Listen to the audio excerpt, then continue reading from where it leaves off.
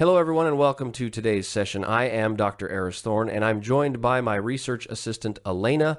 Today we are addressing one of the most pressing environmental health challenges of our time, the rising tide of microplastics. Let's start with a startling fact that has sent ripples through the scientific community. According to recent longitudinal data, the recorded human microplastic load has effectively doubled between 2020 and 2024. This rapid increase is a clear indicator that our internal environment is changing as fast as our external one. As you can see in this visualization, we are no longer just looking at plastic in the oceans. We are looking at a systemic anthropogenic accumulation within human tissue itself. The scope of this course is specifically designed to unpack this phenomenon. We will investigate how these particles move from our environment into our very biology. Our objectives are clear. We will analyze toxicological pathways, map accumulation sites, and assess the biological risks. I know Leo and Chloe have many questions regarding daily exposure, and we will address those as we find ways to reduce our personal load. Let's dive into our first topic.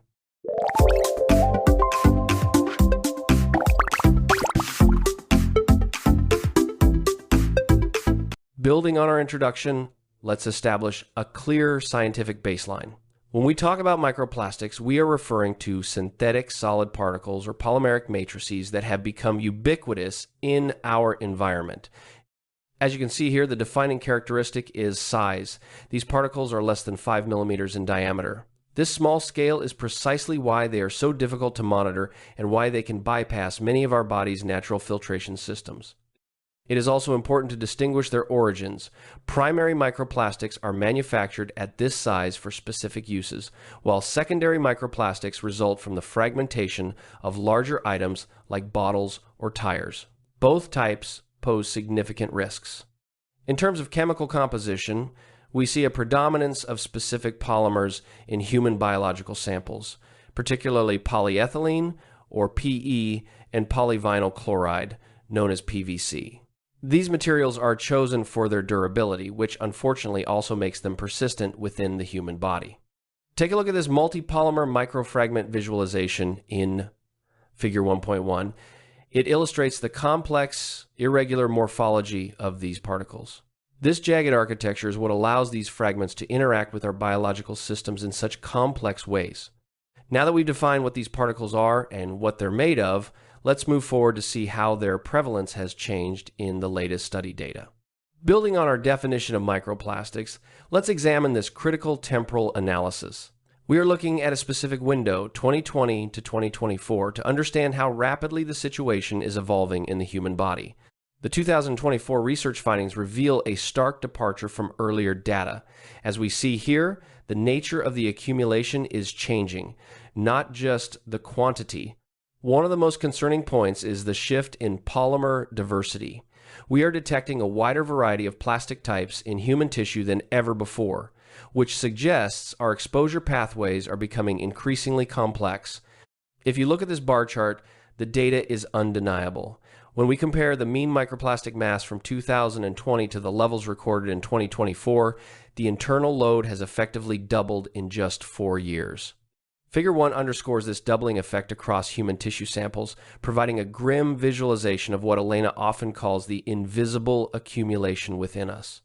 Why such a sudden acceleration?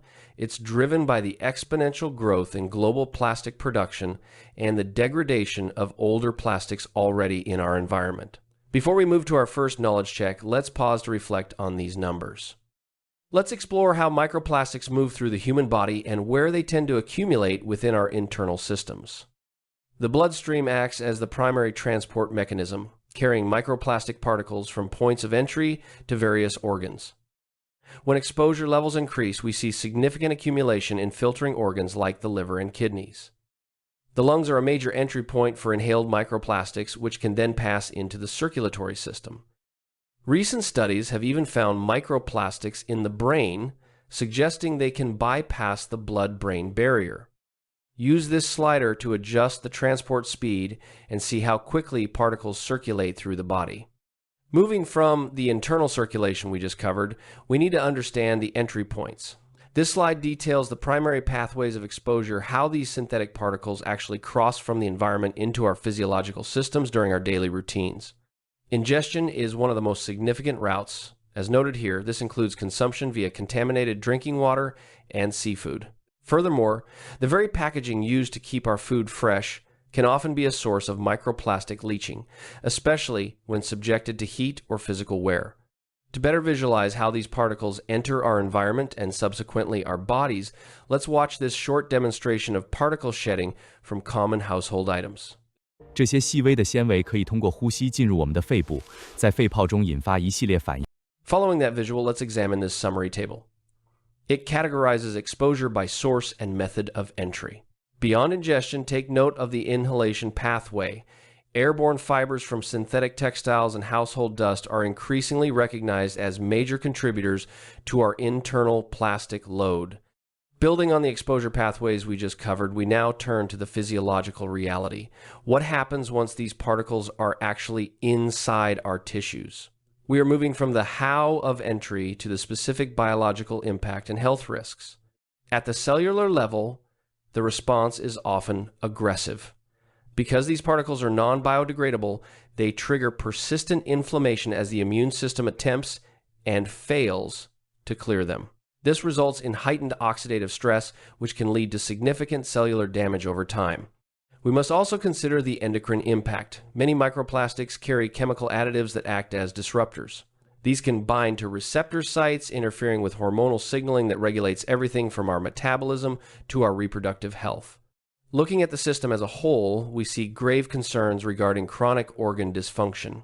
Persistent bioaccumulation in the liver, kidneys, and even the brain suggests that this is not a temporary exposure, but a lifelong accumulation that could lead to chronic disease. This brings us to an urgent note. We must demand more rigorous study of these accumulation pathways.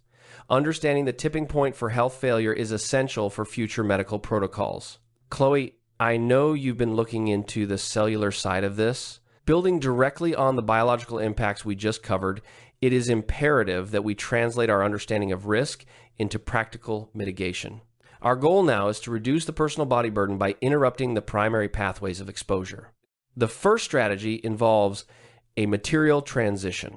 By replacing polymer food containers with inert materials like glass or stainless steel, we significantly reduce the leaching of microplastics into our diet, particularly when those containers are subjected to thermal stress. Next, we must refine our hydration protocols. Studies show that bottled water is a major contributor to plastic ingestion. Transitioning to high-efficiency tap filters allows for safer hydration while avoiding the structural breakdown common in single-use plastic bottles. Finally, we address textile selection. Synthetic fabrics are a primary source of atmospheric microfibers. Prioritizing natural fibers like cotton, linen, or wool helps reduce the concentration of inhalable particles in your home and reduces the microplastic load in our wastewater systems. As shown in this visual summary, these cumulative adjustments are designed to lower your overall exposure profile. Before we conclude our session, let's consider the practical application of these steps. To bring our session to a close, we must look at the path forward. While we've spent today identifying the risks, the ultimate goal is effective mitigation through both systemic and individual efforts. As we analyzed during the study breakdown on page 3, the data from 2020 to 2024 reveals a stark reality regarding neural trends. This documented doubling of microplastic concentrations in brain tissue is a significant biological marker that demands our immediate attention and serves as the catalyst for our concluding recommendations. Addressing this rising tide requires systemic policy changes. We must move beyond voluntary reductions and urge for global mandates that strictly limit plastic production and improve waste management infrastructure. Finally, never underestimate the power of personal action.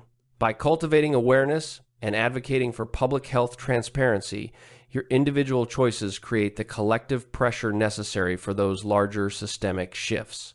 Thank you for your active participation today. We have covered a complex landscape, from microscopic pathways to global health implications. I hope this knowledge empowers you to lead a more informed and plastic-conscious life. That concludes our session for today.